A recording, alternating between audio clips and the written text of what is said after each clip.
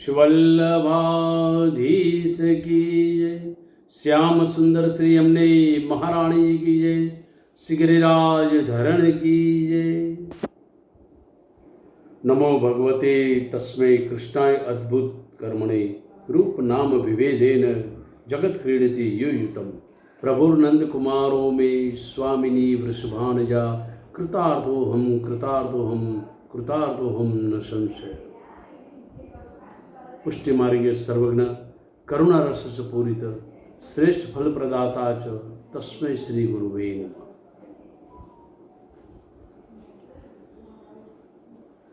श्री वल्लभ चरण अनुरागी समस्त मारा वाला वैष्णवजनों, आप सर्वने मारा जय श्री कृष्ण છે।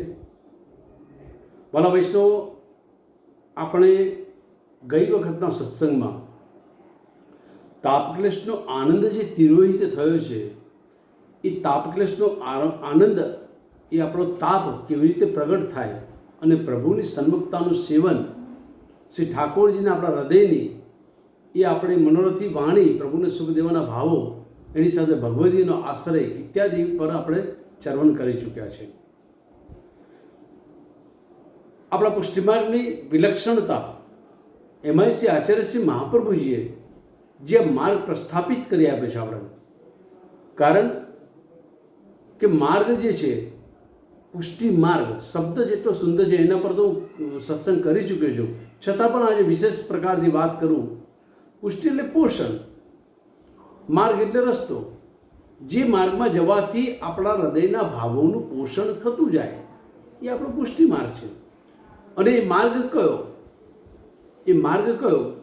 એ કૃષ્ણનો માર્ગ, કૃષ્ણનો માર્ગ, પ્રભુનો માર્ગ, આપણા પ્રીતમનો માર્ગ, પ્રભુને મળવા જવાનો જે માર્ગ પ્રભુએ બતાવ્યો છે શ્રી મહાપ્રભુજીએ। કારણ માર્ગ શબ્દ શું સૂચવે છે? માર્ગ એટલે સતત એ માર્ગમાં ચાલતા રહેવું એને માર્ગ કહેવાય। હાઈવે પર જતા હોય અને કોઈ સ્ટોનને પકડીને ઊભા રહીએ તો આપણે માર્ગ પર છે એવું ન કહેવાય, આપણે સતત એમાં ચાલતા રહેવાનું છે, ચાલતા ચાલતા આગળ વધતા વધતા જવાનું છે। માર્ગની કેટલો ઉત્તમ છે મહત્વનું નથી હોતું, માર્ગ પ્રભુ પ્રાપ્તિનો કેટલો ઉત્તમ છે એ મહત્વ નથી, પણ એ માર્ગમાં આપણે કેટલું અને કેવું ચાલી રહ્યા છે એ ઉત્તમ છે। તો એ માર્ગમાં આપણે ચાલવું છે, એ માર્ગમાં આપણે આગળ વધવું છે। તો એક સ્પષ્ટત એક સાદો સીધો લૌકિક ઉદાહરણથી આપણે સમજીએ કે વરસાદ ખૂબ પડતો હોય, વરસાદ ખૂબ પડતો હોય અને એ વરસાદ પડવાથી આપણે માર્ગમાં જતા હોય અને ભીજાવું ના હોય તો આપણે શું કરીશું? આપણે ભીજાવું ના હોય અને વરસાદ પડી રહ્યો છે તો આપણે શું કરીશું? અગર માનો કે મધ્યાહનનો સૂર્ય છે, ઉષ્ણકાળ ચાલી રહ્યો છે અને અતિશય ગરમી, તાપ, સૂર્યના કિરણો પડી રહ્યા છે અને તે વખતે એ તાપાગ્નિ જે છે એનાથી બચવા માટે આપણે શું કરીશું? તો વાલા વૈષ્ણવ, આપણે જતા હોય અને વરસાદ પડતો હોય તો આપણે કોઈ આશ્રય ખોરીશું, કોઈ છાપરાની નીચે, કોઈ ઝાડની નીચે કે જ્યાંથી આપણે ભીજાઈએ ના, કોઈ સુરક્ષિત સ્થાન ખોરીને તે જગ્યાએ આપણે પોતાનો આશ્રય લઈશું। ધૂપથી બચવા માટે છાવના પ્રકારમાં પણ કોઈનો આશ્રય લઈશું। તો પુષ્ટિમાર્ગમાં સર્વ કંઈ હોવા છતાં અગર જો દ્રઢ આશ્રય સિદ્ધ નહીં હોય તો સર્વ કંઈ હોવાનું વ્યર્થ છે। દ્રઢ આશ્રય જોઈશે। આશ્રય કયા પ્રકારે સિદ્ધ થાય? આશ્રયનું સ્વરૂપ શું છે? આમ તો આપણાને 16 ગ્રંથમાં કૃષ્ણાશ્રય ગ્રંથો આપણાને આપ્યો છે, એના પરથી આપણે સમજી શકીએ છીએ। પરંતુ એ સમજતા પહેલાં જે આશ્રય માટે આપ શ્રી આજ્ઞા કરો છો કે આશ્રય કોનો કરી શકાય? જીવ માત્ર, પુષ્ટિમાર્ગ તો પછી જીવ માત્ર કોનો કરી શકાય? કે આભાસસ્ય નિરોધસ્ય યતશ્ચાદ્ય વસીયતે સ આશ્રય પરમ બ્રહ્મ પરમાત્માથી શબ્દયત, કે જેનાથી જગતનું સર્જન અને વિલય જણાય છે, વિલય જે જણાય છે, જેનાથી સર્જન અને વિલય જણાય એવો જેનો આશ્રય છે એ તત્વ પરબ્રહ્મ અને પરમાત્મા એવા બીજા અનેક નામોથી જે ઓળખાય છે એનો આશ્રય કરવાનો છે, કે જેનાથી જગતનો પ્રસવ પણ થાય છે અને જગતનો વિલય પણ થાય છે. એવું જે પરમ તત્વ જે છે એ પરમ તત્વ એ પરબ્રહ્મ તરીકે પણ ઓળખાય છે, પરમાત્મા તરીકે પણ ઓળખાય છે. અને આપણા માર્ગમાં શ્રી કૃષ્ણ પ્રભુ ચરણ તરીકે ઓળખાય છે. એવા પરમાત્મા શ્રી કૃષ્ણ પ્રભુ ચંદ્રનો આપણે દ્રઢ આશ્રય કરવાનો છે. એ આશ્રયનું શરણ સ્વીકારવાનું છે. કારણ કે જીવન પર્યંતમાં આવતી આદિ વ્યાધિ ઉપાધિ, ચાહે લૌકિક હોય, ચાહે આધ્યાત્મિક હોય કે ચાહે અલૌકિક હોય, એ સમસ્ત પ્રકારના અંતરાયોથી અગર આપણે સાંગોપાંગ નીકળવું છે તો કોકનો સથવારો, કોકનો સહારો, તો એનો આશ્રય જેને એનો શ્રી કૃષ્ણનો ચરણારવિંદનો આશ્રય જેને કર્યો છે એ તમામ પ્રકારના આદિ વ્યાધિ ઉપાધિ, આધિભૌતિક, આધ્યાત્મિક કે આધિદેવિક સર્વને એ પાર કરી જશે. કારણ કે પ્રમેય કૃપાબલ પ્રભુનું સાથે હશે. તો આશ્રયથી પ્રમેય કૃપાબલ મળે છે. એનું કારણ છે આપણે સામાન્ય રીતે એવું સમજીએ છીએ કે મેં હમણાં જ કીધું કે ભાઈ કોઈ વરસાદથી બચવા માટે આપણે કોઈ છત્રની જરૂર પડે, કોઈ છાપરા નીચે આશ્રય લીધો હોય, પછી ગમે તેટલો ધોધમાર વરસાદ પડે આપણે નિશ્ચિંત થઈ જઈએ છીએ. કેમ કે આપણાના આશ્રય સિદ્ધ છે, આપણાના આશ્રય આપણી સાથે પ્રાપ્ત છે અને એનું બળ આપણા ભીતરમાં છે, હિંમત આપણા. અને અન્યથા ન હોય તો ભયભીત થઈ જઈએ. એ વાયુથી, એ વરસાદથી આપણે ભયભીત થઈ જઈએ છીએ. તો એવું જ પ્રકારે આપણા સ્વમાર્ગમાં પણ છે. કારણ શ્રી કૃષ્ણ પરમાનંદ સ્વરૂપ છે અને શ્રી કૃષ્ણ પરમાનંદ સ્વરૂપ હોવાથી એનો જ આશ્રય કરવા યોગ્ય છે. કારણ કે કૃષ્ણ કેવા છે, કૃષ્ણ કેવા છે, આપણે આમ કૃષ્ણ કૃષ્ણ કૃષ્ણ કૃષ્ણ એના યશોગાન તો કરીએ છીએ, પરંતુ એની નટખટતા, એની વિલક્ષણતા, એનો વિરુદ્ધ ધર્મ આશ્રય જે છે એને જો આપણે પૂરા સમજી નથી શક્યા. કારણ કે કૃષ્ણને સમજવા માટે આપણે તો અસમર્થ જ છે, પરંતુ જગતનો કોઈ બી માણસ સમર્થ નથી કૃષ્ણને સમજવા માટે. કે અમંદ પરમાનંદો નિજાનંદ, અમંદ પરમાનંદો નિજાનંદા સરસ્થિત સ્વરૂપાનંદ દાતા ચ સ કૃષ્ણ શરણમ મમ. શ્રી કૃષ્ણ તો અતિશય આનંદરૂપ છે, પરમ આનંદ સ્વરૂપ છે. અને જે જન તેનો આશ્રય કરે છે એને આ પ્રભુ પોતાના સ્વરૂપાનંદનું દાન દેવાવાળા છે. માટે હે શ્રી કૃષ્ણ, તારું જ શરણ અમને ફલાત્મક છે અને તું જ અમારું શરણ છે. એ દ્રઢ આશ્રય આપણા અંતઃકરણમાં સિદ્ધ થવો જોઈએ. જ્યારે દ્રઢ આશ્રય સિદ્ધ હશે તો જ અનેકવિધ પ્રકારના પ્રભુ મિલનના, પ્રભુ સુખાર્થના, અનેકવિધ પ્રકારના માર્ગમાં બતાવેલા તમામ ઉપાયો આપમેળે આપણી પાસે આવશે. જો પ્રભુમાં દ્રઢ આશ્રય હશે તો. કારણ કે અકર્તમ સ્વરૂપ છે આ પ્રભુ. કેવા?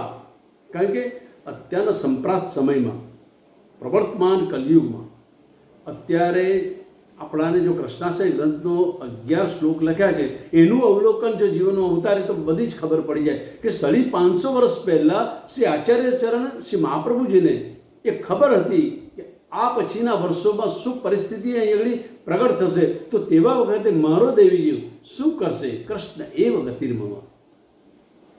તો કારણ કે પ્રભુ કેવા છે, પ્રભુની તો શું વાત કરું મેં કૃષ્ણની તો. કારણ કે કૃષ્ણ ભગવાન માટે એવું કહેવાય છે કે કર્ષતિ આકર્ષિતિ ઇતિ કૃષ્ણ. વ્યાખ્યા કરે છે શાસ્ત્ર કે જે આકર્ષે છે, જે ખેંચે છે એ જ કૃષ્ણ.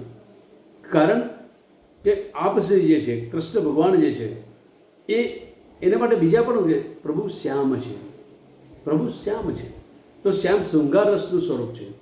શૃંગાર રસમાં દ્વિધા શૃંગાર હોય છે, એક સંયોગાત્મક અને એક વિપ્રયોગાત્મક. જે સંયોગાત્મક રસ છે અને વિપ્રયોગાત્મક રસ છે એ બંને જેનામાં મિશ્રિત છે એ શ્યામ છે. શૃંગાર રસનું શ્યામ સ્વરૂપ છે. શ્યામ છે તો શ્યામ કેવા છે કે જે શ્યામ એટલે જેને શ્યામ રંગ છે એના પર એક પણ રંગ ટકી ન શકે. કારણ કે જો રંગ એને લગાડો તો વધારે ને વધારે ઘાટો ને ઘાટો શ્યામ થતો જાય. પ્રભુ એ પ્રકારના છે. જેટલો પ્રેમ કરીશું એટલા પ્રભુ એટલા જ શ્યામ સુંદર જ બનતા જશે. અને પ્રભુ કહે છે કે હું એવો શ્યામ છું કે જેને હું એકવાર જેના હૃદયમાં રંગાઈ જાઉં તો એ શ્યામ ઉપર બીજો કોઈ રંગ ચડી ન શકે. આ શ્યામ સ્વરૂપ આવું છે અને એનો આપણે આશ્રય કરવો છે. તો એ આશ્રય આપણે સિદ્ધ કરવા માટે શું કરીશું? કારણ કે આશ્રય પ્રભુની આપણાને પ્રતીતિ થઈ રહી છે, ભીતરમાંથી પ્રેમ એમના માટે અહોભાવ છે. કારણ કે પ્રભુએ જે લીલાઓ કરી છે એ લીલાઓથી અભિભૂત થયેલું હૃદય છે મારું. પરંતુ એમાં દ્રઢતા આપવી જોઈએ, દ્રઢતા આપવી જોઈએ. દ્રઢ આશ્રય. એ આશ્રય ક્યારે આવે કે સંપૂર્ણતઃ શરણાગતિ સ્વીકારી છે, સંપૂર્ણ શરણાગતિ સ્વીકારી લીધી છે, પછી બસ આપ જે રાખશો, જેમ કરશો, નીચે છાત કરી હતી, એ જે કંઈ જીવનમાં હોય બધું આપશ્રીની ઈચ્છાથી થઈ રહ્યું છે. એ પ્રસાદી સ્વરૂપ આ જીવનને ગ્રાહ્ય કરવાનું છે. જો ભોલા મિશ્રની વાર્તા તો બધા જાણો જ છો. ભોલા મિશ્ર એક એવા હતા વૈષ્ણવ, બચપનથી મૂઢ, કારણ કે વિદ્યા અને ભોલા મિશ્રને આધે વ્યા. કેમ કરીને કેટલું પણ પઠન કરાવ્યું, કેટલી પણ વિદ્યા આપવાનો પ્રયત્ન કર્યો, પરંતુ ક્યાંય એમને કશું જ શીખી ના શક્યા, અતિ મૂઢ રહ્યા.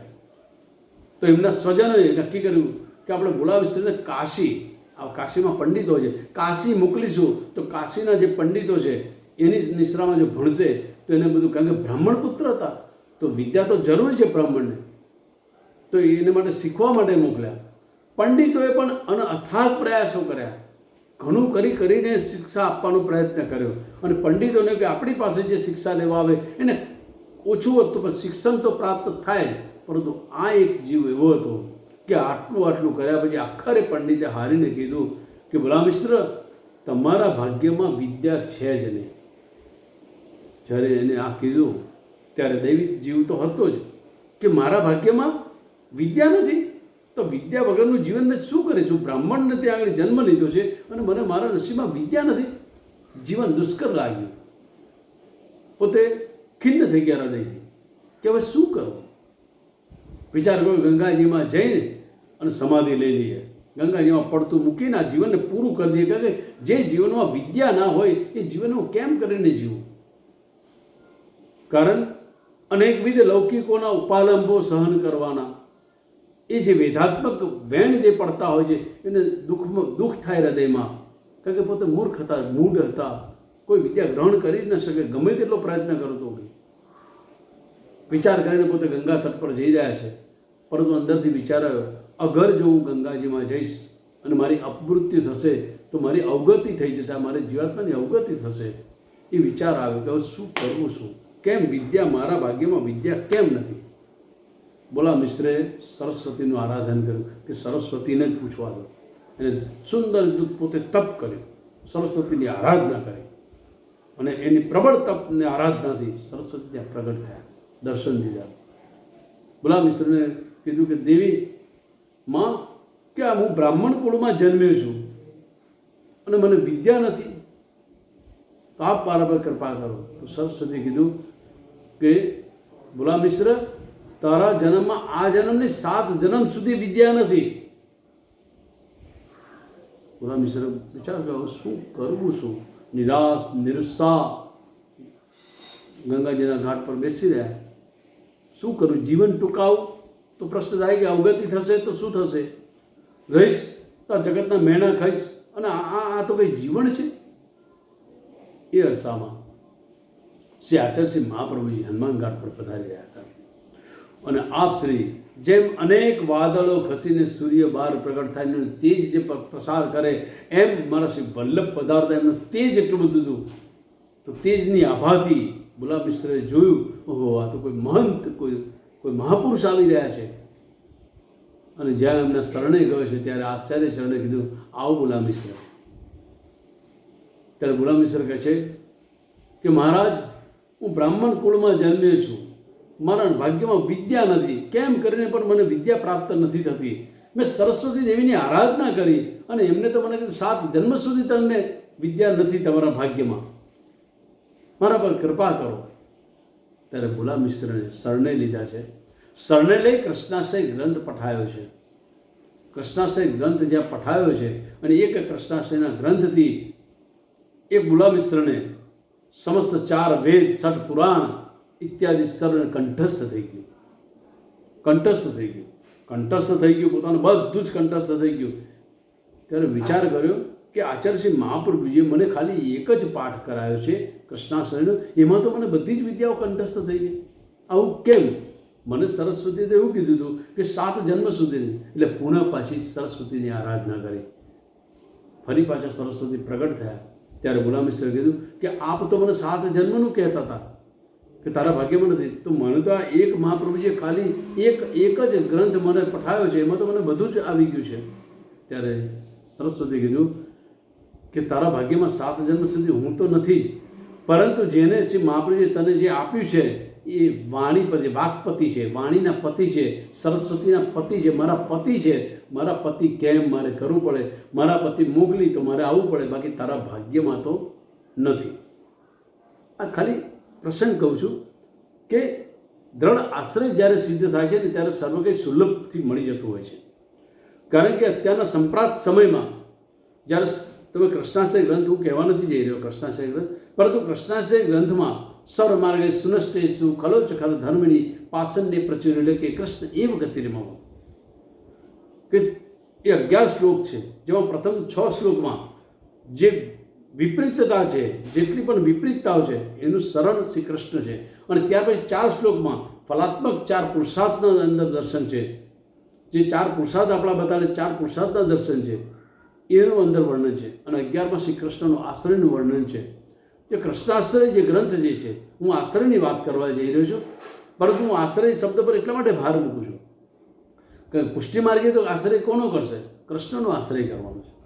કૃષ્ણ એ વખતે જ્યાં શ્રી આચાર્ય શ્રી મહાપ્રભુ શ્રી હરિરાયજી પણ કહે છે કે આ ઘોર કલિકાલમાં જ્યારે તમામ પ્રકારના દોષો અહીં પ્રવેશ થઈ ગયો છે, કાલ, દેશ, દ્રવ્ય, કર્તા, મંત્ર, કર્મ, કોઈ શુદ્ધિ નથી, દરેકમાં પાખંડ પ્રચુર બિરાજ્યું છે, સ્વસ્વાર્થની બુદ્ધિથી કલયુગ સર્વમાં પ્રવેશી ગયો છે, તો જીવ પ્રભુની પ્રાપ્તિ કેવી રીતે કરશે?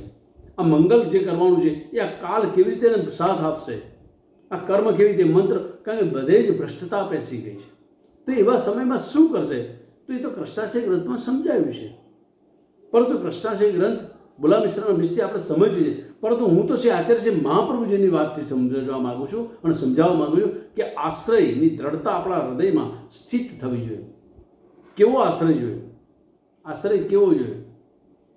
સુરદાસજી જેવો અભેદ આશ્રય. સુરદાસજીએ શ્રી મહાપ્રભુજી શ્રી ઠાકોરજીમાં કોઈ ભેદ નથી જોયો. તો એ અભેદ આશ્રય આપણામાં જોઈએ. કેમ જોઈએ? બ્રહ્મ સંબંધ કોને આપ્યું? શ્રી મહાપ્રભુજીએ આપ્યું. ભલે ગુરુદ્વાર બધાના અલગ અલગ છે, પણ બ્રહ્મ સંબંધ આપનાર કોણ? શ્રી આચાર્ય શ્રી મહાપ્રભુજીએ બ્રહ્મ સંબંધ આપ્યું. તો દાન બળો કે દાતા બળો? કારણ કે શ્રી મહાપ્રભુજીએ બ્રહ્મ સંબંધ આપ્યું અને મહાપ્રભુજીએ કૃપા કરી તો ઠાકોરજી મળ્યા. ઠાકોરજી પ્રાપ્ત કરવા માટેનો માર્ગ આપ્યો, શ્રી મહાપ્રભુજી આપ્યું. તો એ માર્ગની મેળ કે શ્રી ઠાકોરજી મોટા કે મહાપ્રભુજી મોટા? તો શ્રી વલ્લભ દાતા છે, એમને આપ્યું છે. તો એ શ્રી વલ્લભનો દ્રઢ આશ્રય, કૃષ્ણનો આશ્રય ખરો જ, પરંતુ એ અભેદ છે. વસ્તુતઃ કૃષ્ણ એવ, સ્વમુખની આજ્ઞા છે શ્રી આચાર્ય શ્રી મહાપ્રભુજી, વસ્તુતઃ કૃષ્ણ એવ, હું જ કૃષ્ણ છું. તો શ્રી કૃષ્ણ જે છે, આપણે બોલીએ ને શ્રી કૃષ્ણ શરણમ મમ, ભલે વ્યાખ્યા કરનાર આચાર્ય ચરણો કે અનેક વિદ્વાનો કરી હશે, પરંતુ હું એક નવી વ્યાખ્યા આપણે કહું છું. શ્રી કૃષ્ણ શરણમ મમ, કે મારું શરણ હજુ ગોલોક લીલાધામમાં પ્રગટ થયેલો અષ્ટાક્ષર મંત્ર, બરાબર, કોને કર્યો? શ્રી મહાપ્રભુજીએ કર્યો, વલ્લભે કર્યો છે. વલ્લભના મુખના આ શ્રી અષ્ટાક્ષર છે. પંચાક્ષર શ્રી પ્યારીજીના મુખના ઉચ્ચારણ છે, પ્યારીજીના હૃદયમાંથી પ્રગટ થયો. પરંતુ ત્યાં આગળ વલ્લભ પોતે પોતાના પ્રતિબિંબનો, કારણ કે વલ્લભ પોતે પોતાનું પ્રતિબિંબનું દર્શન કરે. શ્રી કૃષ્ણ, શ્રી એટલે સ્વામિનીજી, કૃષ્ણ એટલે ઠાકોરજી. સ્વામિનીજી અને ઠાકોરજી. હવે સ્વામિનીજી કોણ છે? પરમ આનંદ સ્વરૂપ છે. ઠાકોરજી કોણ છે? આનંદ રસ સ્વરૂપ છે. તો આનંદ અને પરમાનંદનું સંશ્લિષ્ટ સ્વરૂપ, બે ભેગું સ્વરૂપ હોય તો એ છે વલ્લભનું સ્વરૂપ. એ વલ્લભનું સ્વરૂપ છે. માટે કહે છે એહી તેહી તેહી એહી કછું ન સંદેહ, કારણ કે એ બી વલ્લભનું સ્વરૂપ છે. જે સંયોગ રસાત્મક સ્વરૂપ આનંદ સ્વરૂપ છે, અને વિપ્રયોગ રસાત્મક સ્વરૂપ જે છે પરમ આનંદ સ્વરૂપ એ પ્યારીજી છે. તમે સર્વોત્તમમાં જુઓ, આનંદાય નમ, પરમાનંદાય નમ. હવે એ બેના હવે કૃષ્ણાશ્રય નમ, ત્રીજું તરત વલ્લભનું નામ આવે છે, મૂળ વલ્લભનું સ્વરૂપ. તો શ્રી કૃષ્ણ શરણમ, એટલે આશ્રય, દ્રઢ આશ્રય શ્રી વલ્લભનો. સુરદાસજીને કેવો હતો, એમને પદગાન કર્યા, બધા જ પદગાન કર્યા. તો કે તમે એકે વલ્લભનું પદ ન કર્યું? તો કે મેં કોઈ ભેદ નથી જાણ્યો. વલ્લભના જ મેં બધા પદ ગાયા છે, કારણ કે ઠાકોરજી એ બી વલ્લભ છે અને વલ્લભ એ બી ઠાકોરજી છે. તો એવો દ્રઢ આશ્રય આપણા હૃદયમાં થવો જોઈએ કે જે સેવ્ય પ્રાણપ્રેષ્ઠ સ્વરૂપ છે, શ્રી ગોપીજન વલ્લભ. જો આ સેવાકીય શબ્દોની સુંદરતા, શ્રી ગોપીજન વલ્લભ. હવે શ્રી ગોપીજન વલ્લભની વ્યાખ્યાતા તમે કરો, શું થાય? શ્રી ગોપીજન વલ્લભ. હવે ગોપીજન કોને કહેવા? ગોપીજન વલ્લભ કે છે ગોપી રાસ મંડલાકાર. રાસને તો બધા રાસ પંચાયતમાં વાંચ્યું બી હશે, સત્સંગમાં શ્રવણ કર્યું કે જ્યારે મહારાજ થયો છે, મહારાજ થયો છે તો મહારાજ કેવો થયો છે કે એક ઠાકોરજી એક સ્વામીજી, એક ઠાકોરજી એક સ્વામીજી, એક ઠાકોરજી એક સ્વામીજી, એટલે એક ગોપી એક કાન, એક ગોપી એક કાન. હવે એ જે છે યુગલ સ્વરૂપો એ ગોપીજનો છે, એ છે ગોપીજનો. એ જેટલા પણ છે એ ગોપીજનો. હવે ગોપીજનોનો વલ્લભ એટલે વાલા. ગોપીજનોના વાલા કોણ છે? તો જે આનંદ અને પરમાનંદ સ્વરૂપ, જે આનંદ રસાત્મક સ્વરૂપ અને પરમાનંદ રસાત્મક સ્વરૂપ, એ ધર્મી સંયોગાત્મક સ્વરૂપ અને ધર્મી વિપ્રયોગાત્મક સ્વરૂપ, એ જ્યારે સંશ્લિષ્ટ થઈને નવતન રસ જે પ્રગટ થાય છે, એ જે રસ સુધા પ્રગટ થાય છે, એ રસ એમને વહાલો છે. કારણ કે બે પ્રિયતમનું મિલન થાય છે, તો મિલનમાં જે આહ્લાદક રસ પ્રગટ થાય છે, એ આહ્લાદક રસને પ્રાપ્ત જે વહાલો છે, એ વહાલો છે માટે રાસ થઈ રહ્યો છે. તો એ એમના ભાવનું પોષણ કરે છે. એ પોષણ કરનાર જે છે એ વહાલા છે, એ વલ્લભ છે. માટે આપણે ત્યાં યુગલ સ્વરૂપ બિરાજે છે, એક ઠાકોરજી અને એક સ્વામીજી. કારણ કે મેં હમણાં જ બોલ્યો હતો કે પ્રભુ નંદકુમાર સ્વામીની વૃષવાણ છે, વામ ભાગ સ્વામીજી બિરાજે છે, વામ ભાગ સ્વામીજી બિરાજે છે. તો સ્વામીજી શ્રી ઠાકોરજી આ બંને આપણે ત્યાં આગળ બિરાજે છે, એ ગોપીજન વલ્લભ છે. કારણ કે એ બંને ભેગા થાય ને જે તૃતીયાત્મક સ્વરૂપ પ્રગટ થાય છે એ વલ્લભનું સ્વરૂપ છે. સૌંદર્ય પદ્યમાં પણ આના સુંદર દર્શન થાય છે. તો એ વલ્લભ છે. તો એ વલ્લભ એટલે ગોપીજન વલ્લભ. આપણે ઘરે ઠાકોરજી બિરાજે છે, એનું નામ છે શ્રી ગોપીજન વલ્લભ. તે ગોપીજન વલ્લભ એટલે સાક્ષાત શ્રી વલ્લભ. એટલે વલ્લભ અને આપણા સેવ્ય પ્રાણપ્રેષ્ઠમાં કોઈ ભેદ નથી. માટે શ્રી વલ્લભનો દ્રઢ આશ્રય કરો. વલ્લભનો સામાન્ય અર્થ જે અતિ પ્રિય હોય એને વલ્લભ કહેવાય. જે અતિ પ્રિય હોય. તો અતિ પ્રિય શું છે? એકલા ઠાકોરજી છે કે એકલા સ્વામીજી છે? અતિ પ્રિય શું છે આપણાને? આપણે ત્યાં ઠાકોરજી ઉભય સ્વરૂપથી બિરાજે, યુગલ સ્વરૂપ. આપણા અતિ પ્રિય યુગલ સ્વરૂપ છે. આ યુગલ સ્વરૂપ આપણા અતિ પ્રિય છે. હવે યુગલ સ્વરૂપ એકલા પ્રિય નથી, પણ યુગલ સ્વરૂપ જ્યાં લીલા કરીને ચર્વિત સુધા પ્રગટ થાય છે, એ સુધા જે છે એ સુધા એ વલ્લભનું સ્વરૂપ છે. અને યજ્ઞ ભોગતા અને યજ્ઞ કરતા શ્રી વલ્લભ છે. જ્યારે તમે ટેલ કરી રહ્યા છો, ટેલ કરો છો, ત્યારે ભીતરમાં શ્રી વલ્લભ બિરાજે છે. વલ્લભ બિરાજે એટલે લીલા પ્રકારના મનોરથ જ્યારે આપણા હૃદયમાં જાગે છે, મારા વાલાને સુખ દેવાનો ભાવ જે જાગે છે, એ ભાવ જાગતાની સાથે ભોગતા સ્વરૂપ તો ભીતરમાં જ છે. અને પછી એ જ બિરાજી અને આપણા પંચમહાભૂતના દેહને કરતા સ્વરૂપે ત્યાં પ્રગટ કરે છે. અને તમે સ્વરૂપમાં જો યજ્ઞ ભોગતા યજ્ઞ કરતા આ પ્રકારનું છે. યજ્ઞ કરતા યજ્ઞ ભોગતા નથી, યજ્ઞ ભોગતા યજ્ઞ કરતા. જ્યારે ગોવર્ધન યજ્ઞ કર્યો છે, જ્યારે શ્રી ઠાકોરજી કૃષ્ણ ભગવાને જ્યારે આ ઇન્દ્રનો આશ્રય છોડાયો અને શ્રી ગોવર્ધન ધરણ ગિરિરાજજીનો આશ્રય સિદ્ધ કરવા માટે જ્યારે એલાન કર્યું છે, ત્યારે સમસ્ત બ્રજભક્તોએ જેટલી પણ સામગ્રી સિદ્ધ કરી છે એ સૌને ગાળા ભરીને શ્રી ગિરિરાજજીને શસ્ત્ર હસ્તથી ગિરિરાજજી આપની સન્મુખમાં આરોગશે એવું પ્રભુએ કીધું. તમારા દેખતા આરોગશે, આ ભોગ તમારા દેખતા આરોગશે. ત્યારે એ સર્વ બ્રજભક્તોના હૃદયમાં એ ભાવ એટલો જાગ્યો. સર્વે પોતપોતાની જેટલી ઉત્તમ સામગ્રી આપણે સિદ્ધ કરતા હતા, એ સિદ્ધ કરવા પણમાં એ બ્રજભક્તોના ભીતરના ભાવના ભોગતા તો શ્રી વલ્લભ હતા. અને પછી એ જ વલ્લભ કરતા સ્વરૂપે ત્યાં ગિરિરાજજીને ધર્યા છે. કારણ કે આપણા પુષ્ટિમાર્ગના સ્વરૂપો જે છે એને જો વ્યવસ્થિત રીતે જો બારીકાઈથી સમજવા જાઓ તો મને એક બી જગ્યાએ વલ્લભ વગરનું સ્વરૂપ નથી દેખાતું. ચાહે ગિરિરાજજી હોય, જો ગિરિરાજજીની કંદરમાં અખંડ લીલા ચાલે છે એમની ભીતરમાં, તો મારા વલ્લભનું તમે મંગલાચરણ કહો નમામિ હૃદય શે લીલાક્ષરાબ્દ છે, તો એમની ભીતરમાં બી અખંડ લીલાઓ ચાલે છે. અને જ્યારે ગિરિરાજજીનો પ્રાદુર્ભાવ થયો છે, હું બહુ વિસ્તાર નહીં કરું કે ટૂંકાણમાં કહીશ કે 5 પ્રકારના પ્રાદુર્ભાવ બતાવે છે ગિરિરાજજીના. પરંતુ જ્યાં સુધી મારી મતિને રતિ છે, જે ભાવ મારા હૃદયમાં બિરાજે છે કે પ્રભુ પ્યારીજીનું શ્રીઅંગ કેવું છે. જો પ્યારીજીને અધર નીચે તલવા છે, બે કુચ કલશોની મધ્યમાં તલવા બિરાજે, બીજા આપશ્રીના અંગ પર બી તલવા છે. એ તલવું જે બિરાજે છે એ શ્રી કૃષ્ણનું સ્વરૂપ છે. અને પ્રભુનું અહર્નિશ આમ્ર ફલમાં મન લાગેલું રહે છે. ઠીક છે, હું હવે એનું પ્રગટ નથી કરતો ગિરિરાજનું પ્રાગટ્ય કેવી રીતે, પરંતુ એ બંને યુગલ સ્વરૂપે જ્યારે રસમય બની ગયા છે અને રસમય બનતા જ્યારે તેજ પુંજ જે પ્રગટ થયો છે અને તેજ પુંજ પ્રગટ થયો છે, માયાના આવરણને ભેદીને જ્યારે બહાર ગયો છે, એ માયાના આવરણને ભેદીને એ રસનો તેજપુંજ જે બહાર થયો એ ઢગ સ્વરૂપ બની ગયો, એ ઢગ સ્વરૂપ બની ગયો. એ શ્રી ગિરિરાજજી છે, એ ગિરિરાજજીનું સ્વરૂપ છે. તો ગિરિરાજજીની ભીતરમાં અખંડ યુગલ સ્વરૂપો લીલા કરે છે, એમ મારા વલ્લભની ભીતરમાં પણ અખંડ લીલાઓ થઈ છે. તો હું ગિરિરાજજીના વલ્લભને કેવી રીતે જુદા જુદા દર્શન કરી શકું? નથી કરી શકતો. એ વલ્લભ છે, એ મારા સેવ્ય પ્રાણપ્રેશ, એ બી મારા સાક્ષાત શ્રી વલ્લભ છે. ભલે લીલાત્મક સ્વરૂપથી એક ચણાની બે ફાળ સ્વરૂપે બે લીલા કરે છે, પણ જ્યારે બંને સંપૂર્ણ થાય છે મારા વલ્લભ છે. હું કેવી રીતે જુદા દર્શન કરું? તો એવા શ્રી વલ્લભ, એવા શ્રી પ્રાણપ્રેશ સેવ્ય સ્વરૂપ, એવા શ્રી કૃષ્ણ પ્રભુચંદ્રનો દ્રઢ આશ્રય જીવનમાં સિદ્ધ થયો છે. જો દ્રઢ આશ્રય આપણા હૃદયમાં સ્થિર થશે અને એને વર્ગી રહીશું તો પ્રમેય કૃપાબળ છે. પ્રભુ તો અત્યાધિક કૃપાળુ છે, અત્યાધિક કૃપાળુ છે. ગુસાઈજી પ્રભુ ચરણ પાસે જીવો કેવા જાય છે જો પ્રસંગ કહું. ગુસાઈજી પ્રભુ ચરણ પાસે વાણીઓ, મારા જેવો વાણીઓ ચતુર હતો, ગયો કે પ્રભુ મને સેવા એવી આપો કે જેમાં મારું દ્રવ્ય ના ભરે, હું ખર્ચ ના કરી શકું. તો ગુસાઈ કે સારું, તને એવી સેવા આપે. એવી સેવા આપી તો માનસી સેવા આપી. માનસી સેવા આપી તો જો માનસી સેવામાં જ્યારે એ પોતે જ્યારે બૂરો વધારે એનાથી પધરાઈ ગયો તો માનસીમાં બૂરો કાઢવા ગયો. ઠાકોરજી તું તારા બાપનું કંઈ અંદર નાખ્યું છે, હાથ પકડી લીધો. જો સીધી કૃપા થઈ ગઈ એના પર, સીધી કૃપા થઈ ગઈ. કહે ને દ્રઢ આશ્રય હું સેવા કરું છું, પ્રભુ લાલ લડાવું છું, મનથી લડાવું છું, ભાવથી લડાવું છું, ભાવાત્મક લડાવું છું. અને એમાં એટલા નિમગ્ન બની જતા હતા, એ દ્રઢ આશ્રયમાં એટલા નિમગ્ન બની જાય કે પોતે માનસીમાં પધરાયેલો બૂરો કાઢવા, માનસીમાં કાઢવા ગયા, ઠાકોરજી હાથ પકડી દીધો.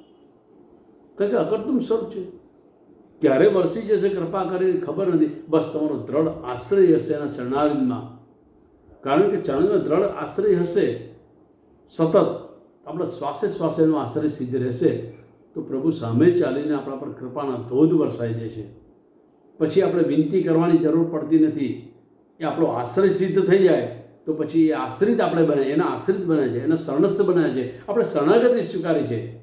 બસ એ શરણાગતિ સતત હૃદયમાં જાગૃત રહે તો આપણાને સર્વ કંઈ આ ઘોર કલિકાળમાં અત્યાધિક સુલભ થઈ જતું હોય છે. મનવાંછિત મનોરથ આપણા જે કંઈ હોય એ સર્વ મનોરથ પૂર્ણ થાય છે. કારણ કે પ્રભુના ડિક્શનરીમાં ના શબ્દ નથી. કૃષ્ણ પાસે કોઈ બી વાત લઈને જજો, એમાં ના શબ્દ જ નથી. પ્રભુ ચાહે એવું તમે વિનંતી કરશો તો પહેલું ધૈર્યતા આપશે, ભાઈ ધીરજ રાખો. નહીં તો પ્રથમ જશો જો દ્રઢ હશે તો તમારી વિનંતી તરત સ્વીકારી તરત દાન કરશે. નહીં તો તમને ધૈર્યતા આપશે, અવેર કરાવે, ના નહીં પાડે. પાત્ર સિદ્ધ ના થયું તો અવેર થાય, પણ ના નથી. ચાહે જીવ ગમે તેટલો હીન હશે, ગમે તેટલો હીન હશે, એનો દ્રઢ આશ્રય સિદ્ધ હશે તો જે મનવાંછિત મનોરથ હશે એ સર્વ કંઈના પૂરા થાય છે. અને અહીં જ આ જ જન્મમાં તણુતો પ્રાપ્ત કરે નિત્ય ગૌરવ લીલાધામમાં એનો પ્રવેશ થઈ જતો હોય છે. માટે વાલા વૈષ્ણવ, આપણે સત્સંગની અનેકવિધ શૃંખલામાં જે કંઈ ભાવ દર્શનો હૃદયમાં ભરતા ગયા છે એ ભરતા ગયેલા એ ભાવોનું રક્ષણ જો કરવું હોય તો બસ મારા વલ્લભ શ્રી કૃષ્ણ પ્રભુચંદ્રનો દ્રઢ આશ્રય, પ્રાણપ્રેશ શિવ્ય સ્વરૂપનો દ્રઢ આશ્રય હૃદયમાં સિદ્ધ કરજો. અને કરતા જશો, પણ છતાં હું દોહરાવું છું કે એ દ્રઢ આશ્રય સિદ્ધ કરશો તો આપણને સર્વ કંઈ અષ્ટકા 282 ભગવદી વૈષ્ણવને જે કંઈ સ્વાનુભવો થયા છે, જે કંઈ રસના સ્વાદ મળે છે, જે સુધાપાન કરવા મળ્યું છે, જે એમને નરી આંખેથી અનુભવ કર્યા છે, એ સર્વ કંઈ આપણા હૃદયમાં પણ એ જ પ્રકારનો શ્રી ઠાકોરજી બિરાજી અનુભવ કરાવશે. ચોક્કસ મને વલ્લભ પર વિશ્વાસ છે.